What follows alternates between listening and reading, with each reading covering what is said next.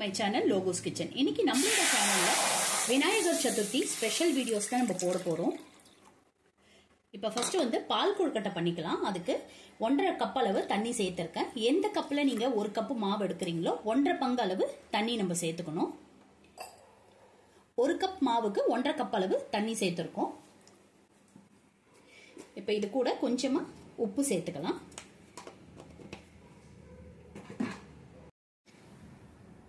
ஒரு ஸ்பூன் அளவு நெய் சேர்த்துக்கலாம். இப்போ இந்த தண்ணி நல்லா கொதிக்கட்டும். நல்லா கொதிக்குது. இந்த சமயத்துல நம்ம இந்த மாவை சேர்த்துக்கலாம். இந்த மாவு வந்து கடையில வாங்கின கொழுக்கட்டை மாவு தான் இது. இந்த மாவை சேர்த்துட்டு சிம்ல வச்சுட்டு நல்ல மாவு வேகிற வரைக்கும் நம்ம கலரிக்கலாம். மாவு நல்லா வெந்துடுச்சு. இப்போ நம்ம ஸ்டவ் ஆஃப் பண்ணிடலாம். நம்ம ஆற வச்சுட்டு சின்ன சின்ன உருண்டைகள் பிடிச்சிக்கலாம்.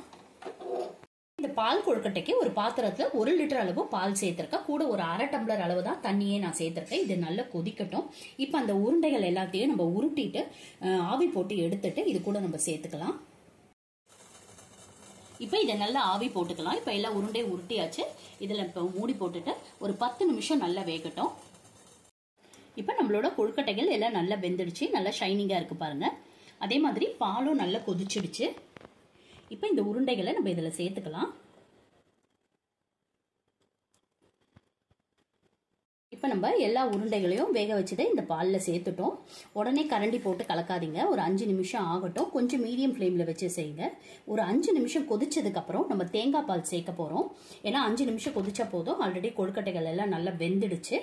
ஒரு அரை முடி தேங்காய், நல்ல பெரிய தேங்காயில ஒரு அரை முடி தேங்காய், ஒரு 125 ml அளவு தண்ணி சேர்த்து நான் தேங்காய் பால் எடுத்து வச்சிருக்கேன். இது ஒரு 5 நிமிஷம் இந்த உருண்டைகள்ல நல்லா வேகட்டும். அதுக்கப்புறமா நம்ம அதை சேர்த்துக்கலாம். இப்ப நம்ம அந்த கொழுக்கட்டைகளை சேர்த்து ஒரு 5 ல இருந்து 7 நிமிஷம் ஆயிடுச்சு. இப்ப நம்ம தேங்காய் பால் சேர்த்துக்கலாம். தேங்காய் பால் சேர்த்துட்டு ஒரு 5 நிமிஷம் நம்ம கொதிக்க வச்சுட்டு அதுக்கப்புறமா சர்க்கரை, ஏலக்காய் தூள்லாம் சேர்த்துக்கலாம். இதில் நம்ம சுகர் ஆட் பண்ணிக்கலாம். ஒரு 200 கிராம்ஸ் சுகர் நான் சேர்க்கிறேன். நீங்க மில்க் மேட் கூட தேவைப்பட்டா சேர்த்துக்கோங்க. இல்லை நான் சுகர் கொஞ்சம் கம்மியா வேணும் அப்படின்னா ஒரு 150 கிராம் சேர்த்தா கூட போதும். இப்போ இது ஒரு 2 நிமிஷம் இந்த சர்க்கரை நல்லா கரையட்டும். நம்மளோட கொழுக்கட்டைகள் எல்லாமே நல்லா வெந்திருக்கு. இப்போ ஒரு அரை ஸ்பூன் அளவு ஏலக்காய் பவுடர் சேர்த்துக்கலாம். சேர்த்துட்டு நல்லா மிக்ஸ் பண்ணி விட்டுடுங்க. ஒரு 2 நிமிஷத்துல நம்மளோட பால் கொழுக்கட்டை ரெடி ஆயிடும்.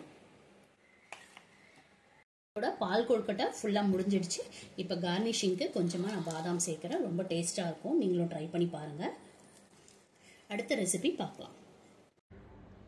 இப்போ நம்ம இனிப்பு பிடி கொழுக்கட்டை பண்ணிக்கலாம். அதுக்கு எந்த கப்ல நம்ம மாவு எடுக்கிறோமோ அந்த கப் அளவு தான் வெல்லம். 1 கப் அளவு மாவுக்கு அரை கப்ல இருந்து 3/4 கப் அளவு வரைக்கும் நம்ம வெல்லம் எடுத்துக்கலாம். நான் 3/4 கப் அளவு வெல்லம் எடுத்திருக்கேன். இப்போ இந்த 1க்கு 2 அளவு தண்ணி நம்ம சேர்த்துக்க போறோம்.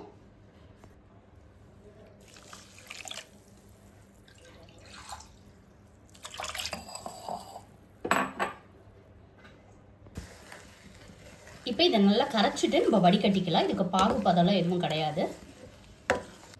இப்போ வெல்லம் கொதிச்சிடுச்சு. நான் எந்த பாத்திரத்துல மாவு கிளற போறேனோ அதிலே வடிகட்டி எடுத்து வச்சாச்சு. இப்போ தேங்காய் பூ ஒரு 1/2 கப் சேர்த்துக்கலாம்.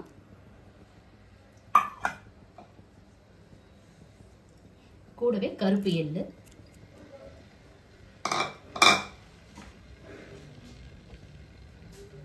நம்ம மாவு கலந்துக்கலாம்.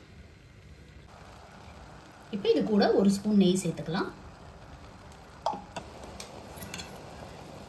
ஏலக்காய் பவுடர் ஒரு அரை ஸ்பூன் சேர்த்துக்கலாம்.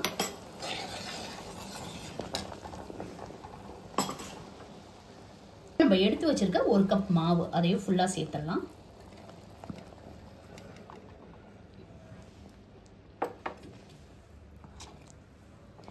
இப்ப சிம்ல வச்சுட்டு இதை நல்லா கலந்து எடுத்துக்கலாம்.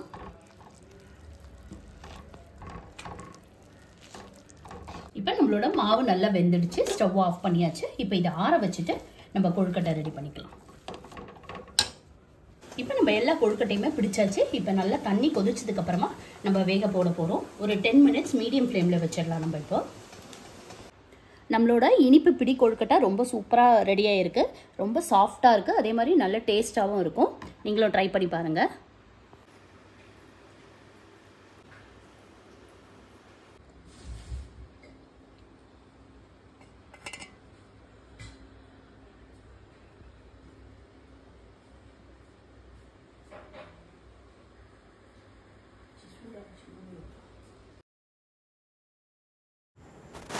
இந்த வீடியோ உங்கள் எல்லாருக்குமே பிடிச்சிருக்கோன்னு நினைக்கிறேன். பிடிச்சிருந்தா மறக்காமல் லைக் பண்ணுங்கள், ஷேர் பண்ணுங்கள், சப்ஸ்கிரைப் பண்ணுங்கள். அனைவருக்கும் இனிய விநாயகர் சதுர்த்தி நல்வாழ்த்துக்கள்.